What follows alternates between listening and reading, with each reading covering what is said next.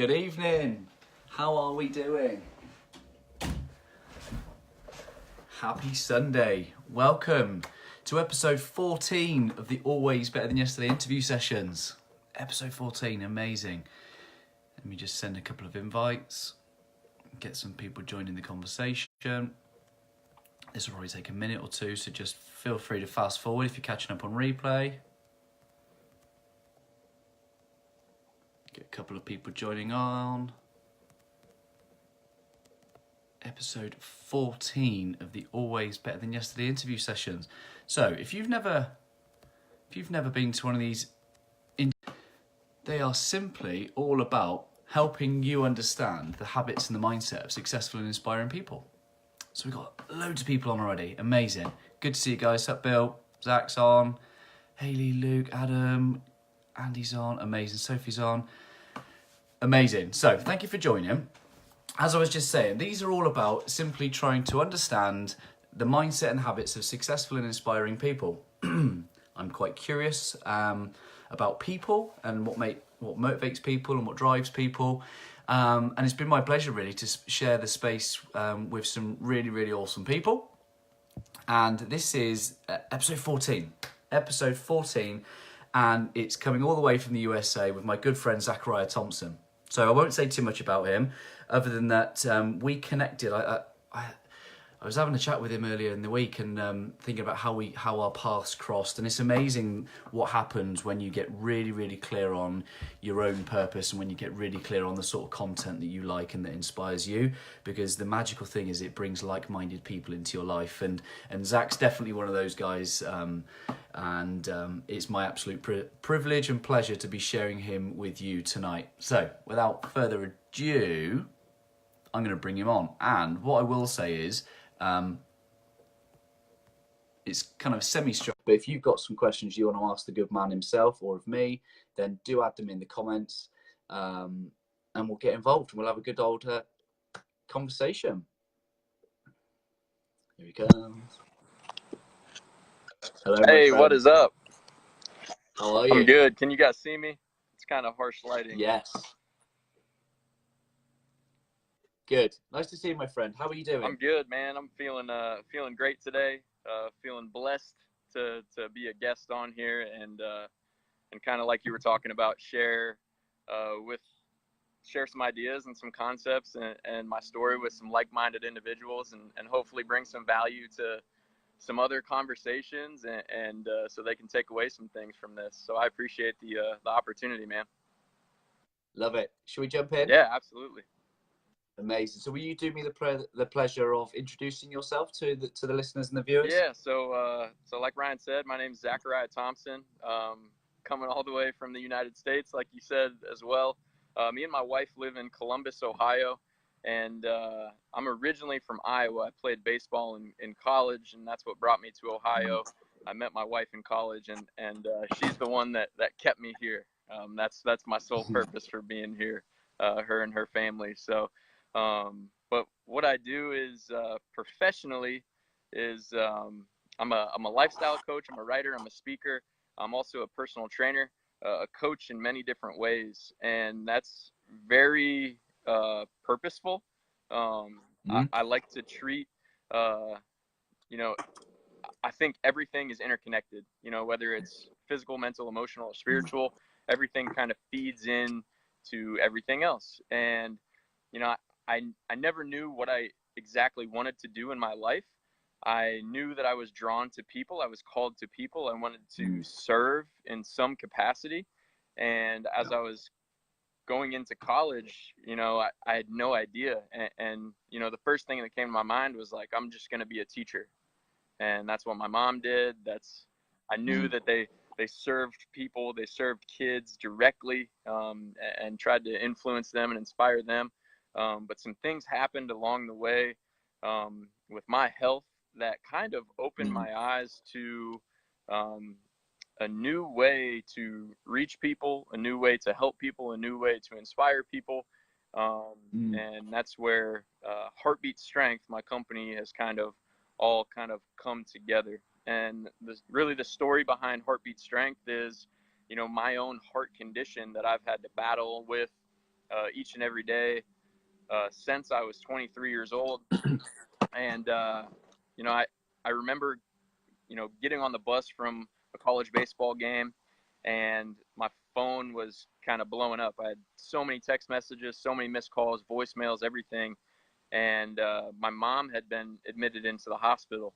My dad had found her on the dining room floor, collapsed, no pulse. And before the paramedics came, she actually miraculously came back too. So thank God that happened. And what that did was it kind of woke her up to kind of put the puzzle pieces together, her and the medical staff and doctors, to kind of find out, what was really going on, and if the heart condition that she was diagnosed with was hereditary, because my uncle had also passed away from a heart condition at a young age when I was in 7th grade. So we went through a ton of testing. I kind of joke around and I tell people I was the lucky winner. I happened to have that heart condition. I was the only one in my entire extended family to have that passed down to me. And I needed my own condition had progressed to a state that, I needed a defibrillator right away. I needed a heart surgery right away. And within the first 3 months of that having that defibrillator, it actually saved my life 3 times. And you're a man of purpose. Usually those moments where you're on the edge of life or death, they wake you up to an even greater purpose, because it absolutely screams at you, your time is limited, and it's up to you to take ownership of the time that you have left and figure out, what you were put on this earth to do, really, really specifically, and just go take action with that. So with that being said, that my heartbeat story is continuing to be written, it's motivated the creation of this coaching company called Heartbeat Strength. It motivates me to wake up and hit the floor, hit the ground running each and every day. And it's motivated me to hop on this live interview with you and try to express some sort of value and inspiration to everyone else out there. I love it. I love it. Now, let's if we can go back then. So you're living your life of purpose. You've got your own coaching company now where you love what you do and you're serving others. You're doing exactly what you feel like you're here to do. Take me back to that point where you find out that you've got the diagnosis. Tell me a little bit about what goes through your mind then. What are you thinking? What are you feeling? Yeah. Honestly, man, I felt like a victim right away. I think it takes a really strong person to be positive throughout an entire situation, and that was not me. I was not a strong person at that point in time, and that adversity happened to me. I say that adversity happened to me on purpose for my purpose. I had to go through that for me to be in the situation that I'm in right now to help other people. So my first thought was, why me? And I was questioning the situation that I was in. I was questioning where I was at in my life. I felt lost. I felt stuck.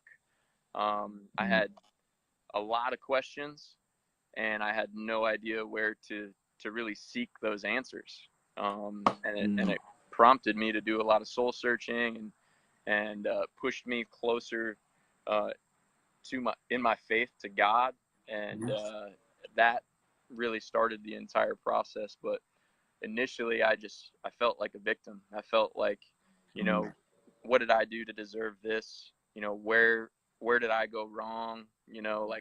This is unfair. Life's unfair. And to be completely honest with you, it's a good place to be. I think that there's a time in life that feeling lost serves a tremendous purpose, because if you're lost, that means that you can find something of meaning, you can find something of inspiration, and you can, if you take ownership of the situation and you have a great support system around you, you can turn that feeling of lost into found, and then once you're found, my lead pastor and really good friend, he says, found people find people.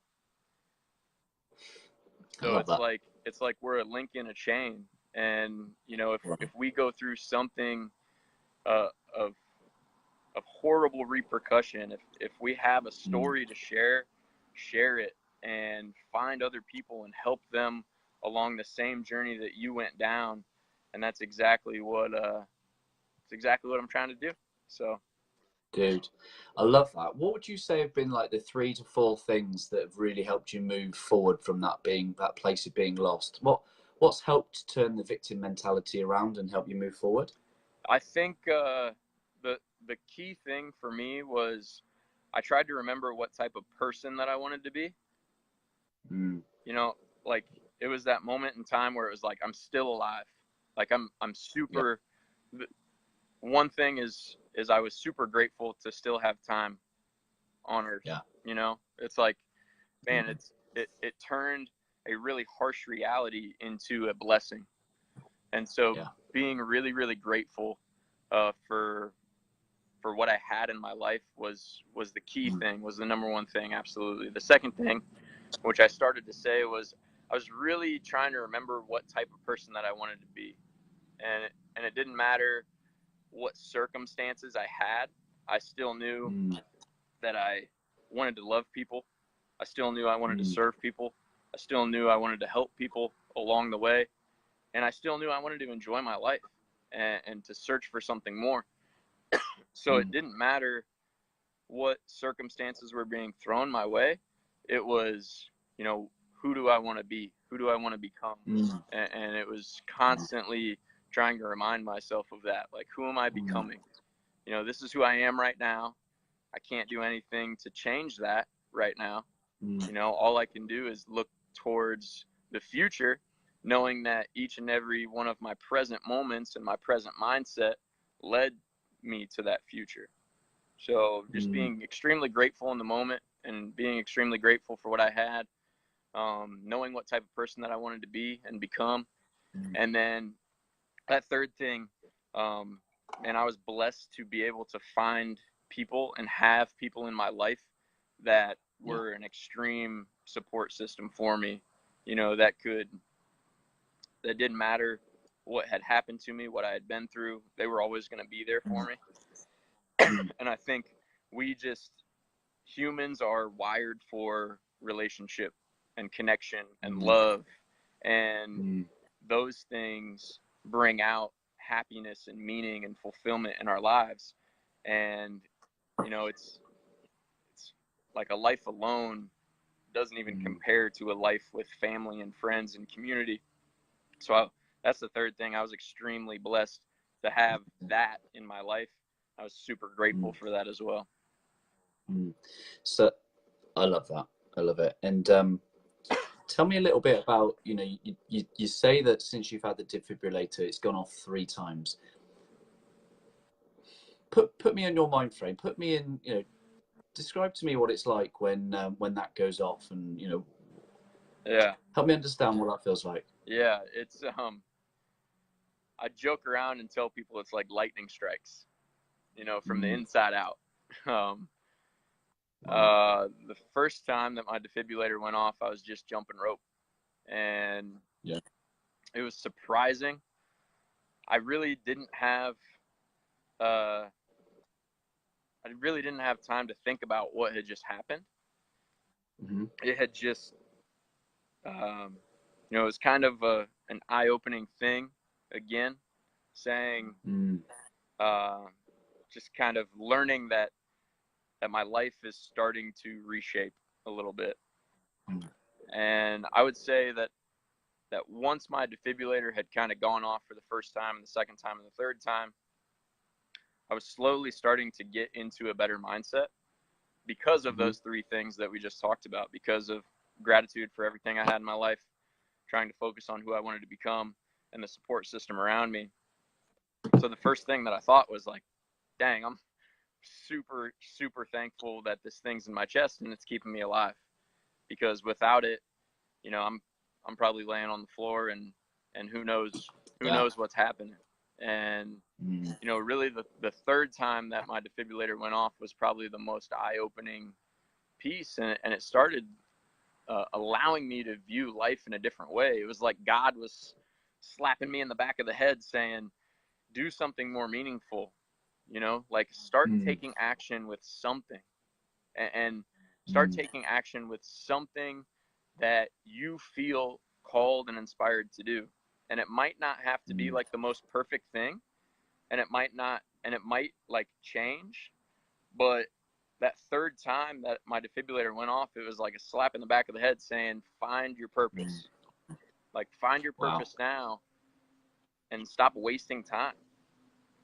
And throughout the years from there, you know, like my purpose has always, like I said before, has always been surrounded or revolved around people, but it's so fluid, you know, like if I think back from 2012 till 2018, like, man, it's just changed so many times, how I communicate that purpose, how I communicate this inspiration of trying to inspire people, how I communicate trying to serve people and help them go through some tough times. You know, I started out as only a strength and conditioning coach and a personal trainer, and then I started as a assistant athletic director, and then I started writing, and then I started doing heartbeat strength, and kind of this idea morphed in my mind. So I think it's really important to remember, it's like, yeah, it's really important to have your purpose clearly defined at all times, but have some freedom in it as well. Like, in how you communicate it, because as you change as a person and as you grow as a person, so will your purpose, and so will the vehicle that you use to inspire people and to help people. You use this phrase that I really like, actually. It's strong hearts and inspired lives. Tell me a little bit about that and what it means to you. Yeah, so that's really that. I think we're losing your connection a little bit, mate. Hello? Sorry, did we get cut off? There we go. I think I've got you. You there? We're good. It's a bit about connection, mate. You know, that's really what my why is. That's my defined purpose. Yeah. Hello? Are we connected? Are we good? Where's the internet gone? Where's it going? I can hear you, yeah. Okay, cool. All right, so strong hearts and inspired lives is really that I had a thought that kind of came, and it was exactly what my purpose was. It's how I define my why. And, you know, to me, strong hearts isn't from sense.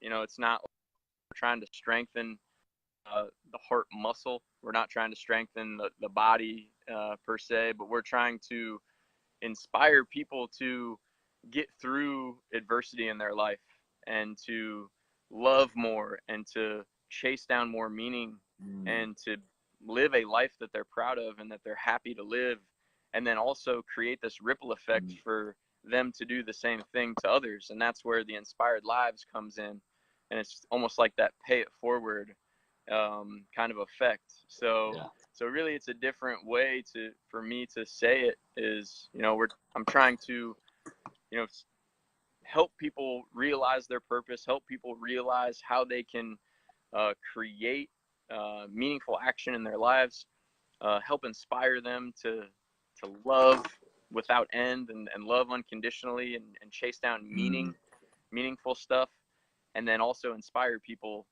while they're doing that and after they're doing that as well. So yeah, that's amazing, bro. And I really love the vibe. If you if in the comments we'll put in your the link to your Instagram profile. I was just about to say that I love the look of it, I love the vibe, I love the content that you're putting through there. And I think a post you put up 2 or 3 posts ago talks about vulnerability. Yeah. And to be vulnerable. Can we dig into that a little bit and Yeah. give me your thoughts on vulnerability? Absolutely. So, you know, when I was going through all my adversity and my heart condition and the surgery and everything, you know, I'd always grown up being a little bigger, a strong athlete. You know, I grew up that way. That was my goal in life, was to play college sports, and you know, to do that, I had to be strong and tough. And to me, when my heart condition happened, when I found out that I was being diagnosed, you know, I was like, oh, I got to be tough in this situation. And what do tough guys do? You know, they usually, to me, in my mind, it was they hold all their emotion in, you know, and they don't let anyone know that they're feeling any emotion at all. Like, be the man, the quote unquote man. And when I was trying to do that, I was just kind of leading to more self-destruction. And for myself, you know, I was beating myself up. I felt alone in that moment when I was trying to be tough. And I found out that I really had to redefine what toughness meant to me. And you know, what toughness meant wasn't holding emotion in. It was the exact opposite. It was letting all my emotion out. And it was standing up and telling people like what situation that I was currently going through, and what emotions I was feeling. And in spite of that, sharing my enthusiasm for overcoming what I was going through, you know? So I had to redefine what toughness meant, and it had a lot to do with being super vulnerable, like unapologetically vulnerable, and then really enthusiastic and having a positive energy about how I was going to get through to the other side, to find that light. And, you know, I had it all backwards, but ever since then, you know, that's one of my goals is to try to inspire people to share their stories, to share their emotions, to not be scared of what other people are going to think of them. Because I always tell people, you know, if you're going through something, you're pretty dang sure there's at least one other person going through that. And if you share your story, if you share your emotions, man, it's almost like a weight lifted off their shoulders, because they're like, I'm not alone. You know, there's someone else out there going through this that can help me, that can inspire me. So being vulnerable is something that I try to do on a daily basis, and that I try to hopefully inspire other people to do. Mate, I love that. What's helped you on that path of vulnerability? At first, I was really scared of like what other people were gonna think of me, and I was scared that people were gonna judge my feelings or my emotions. But the first thing was like, vulnerability was like practicing courage to me. You know, like every time I just came out and stated what I was thinking or feeling, I felt like it was like a mental practice. It was like, okay, I'm growing more courageous as I'm doing this. So having that mindset of like, okay, my courage is growing. I'm growing as a person as I'm being more vulnerable. But then more often than not, when I was super vulnerable and I was sharing those thoughts and feelings, they were backed up by other people. You know, I was getting people reaching out to me and texting me or saying like, man, I don't know exactly what you're going through, but I can resonate with it a little bit. Or there was some people saying like, you took the words right out of my mouth. And you know, in that moment, that's like a really inspiring moment, because you took a leap of faith to be vulnerable and kind of like shed your emotions. And also it was a successful leap of faith. And I think vulnerability is always that. If you choose to be vulnerable, it's a really successful leap of faith, whether you get some feedback or not, because you let something off your chest, and it kind of creates freedom for yourself. That's amazing. What other kind of habits and mindset things have you developed over the years that have really served you well? I think I'm a creature of routines. I have to be in a routine to kind of hopefully build and have the same mindset. Everything kind of feeds into that personal growth. So every morning I wake up, I do pretty much the same exact thing. I wake up, I drink some water, I'll meditate. My wife jokes around and says meditation saved my life. So just being able to tell me a bit more about that. Yeah, meditation to me, it's not about controlling my own thoughts. It's about not letting my thoughts control me. And wow, that's really been a game changer for me, is because I was in the past, I was kind of dead set on listening to my own negative thoughts and listening to my own fears and my own fear of failure and these perceptions that I grew up believing. And as soon as I started meditation, it was like I was free to make decisions and actions based on hopefully just the positive thoughts, and I was able to use that in a positive way. So yeah, meditation's been huge for me. And I'll do some guided meditation sometimes. Most of the time I do guided meditations because I'm not a pro at it, probably never going to be. I'm going to always need that assistance, but it's a good time to kind of to set some time aside for me. And it's self-care, it's self-love for me. It's something that it's important enough that I have to almost schedule it in my day. But it's worth it. Yeah. And then also just I don't think there's any brand new ideas. I think we build ideas and mindsets and habits off of great people that have lived before us or that are mentors in our lives right now. So reaching out and having those conversations helps me build a really strong mindset. And if I can't reach out to those people, I'm trying to read everything that they post. I'm trying to immerse myself. What sort of people do you like connecting with? I get really connected with people in my church, pastors in my church, but then also I read a ton of books from what I was saying. Is if you can't connect with some of the mentors in your life, then just try to read everything that they put out and try to listen to every video that they put out and try to adopt a little bit of what they're doing. So, when I was a kid, Tony Robbins got me pumped up, so I was kind of always listening to him a little bit throughout my high school and college days. And he's just got some great tools for self-care and self-love and to build a great mindset. I'm a huge fan of Simon Sinek, just as you are. He's really the one that got me started down thinking about purpose and meaning. When the Start With Why book came out, and then that was kind of it was like pouring gasoline on a fire there when I got connected in with my church. And one of my greatest mentors, his name is Greg Ford. He's the lead pastor at one church, and there's another pastor there named Dustin Poole that they kind of pull out in me to think about how I can strengthen the actions that I'm taking from my purpose and really what God has put me on this earth to do, and really trying to keep in the center of everything. So it's a huge help. And then probably the number one person that I look towards, his name's Bob Goff, and he wrote a book called Love Does and Everybody Always, and I could read those books 100 times over and I would pull different things out each time. And his books have been a tremendous help for me, trying to adopt a really strong mindset, trying to serve other people and love other people in an unconditional way, without expecting anything in return.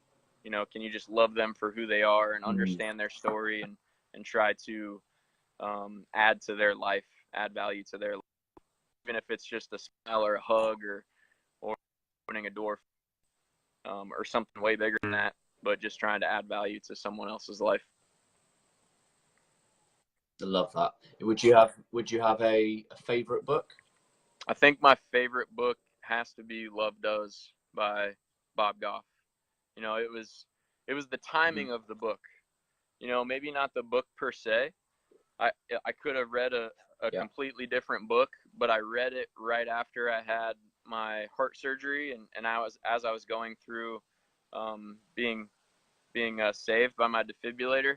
I was reading it then, and so I took a lot of meaning from it, and that has to be the number one book, and that kind of helped me grow bigger in my faith. And you know, I was then living for something bigger than me. I kind of felt that, you know, it put my life into perspective. Like, I'm just a small piece in this world, but I'm gonna try my best to make the biggest impact that I can as that small piece. And so it just really helped. It was about, sometimes the timing of the book that you read is more important than some of the content, I think. Yeah, like you say, it's the meaning that we give those words. So a couple of words that have real meaning for me is always better than yesterday. It's the label of my coaching business, and it really means something to me. But I'm just curious to know, what does always better than yesterday mean to you? Always better than yesterday. You know, it probably means it. Not probably, it means trying to, again, like I said, constantly think about who I'm trying to become. You know, because don't get it wrong, like, we are always constantly growing as human beings, and we're always constantly growing into a bigger and better purpose.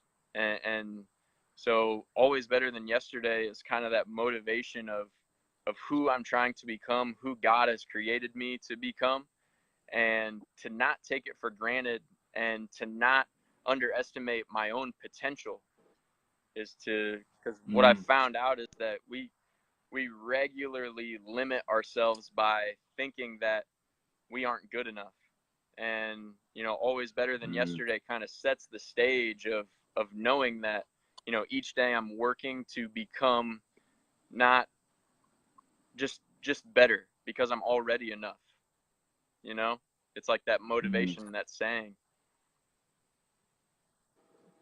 Love it. What are some of the ways that you're always better than yesterday? I think it's with, first and foremost, just relationally. You know, I try to live in the present moment, and that's the biggest thing for me to do, because, you know, as you're building always better than yesterday, you know, we're constantly in an era where we're looking towards the future. We're judging ourselves by our past, and we're constantly looking towards the future, and we miss out on a lot of moments, like right now. So one of the key things that I try to do is always try to be present, and especially in conversation, especially in relationships, especially in the tiny moments in my life, because usually the tiny moments, when I look back, they make the biggest impact. So that's really the biggest way that I'm trying to always be better today than yesterday, is by just constantly trying to pick out that present moment. What are some of the things that help? You know, there's so many distractions in the modern age. What helps you be more present? First and foremost, my wife keeps me in check constantly, and that's a blessing. She's a spark plug, so she's always there for me. You know, honestly, like, we just got a puppy, and weirdly enough, like, that dude's teaching me a lot on how to just, like, live in the present moment, make a mistake, forget about it, and then keep on living.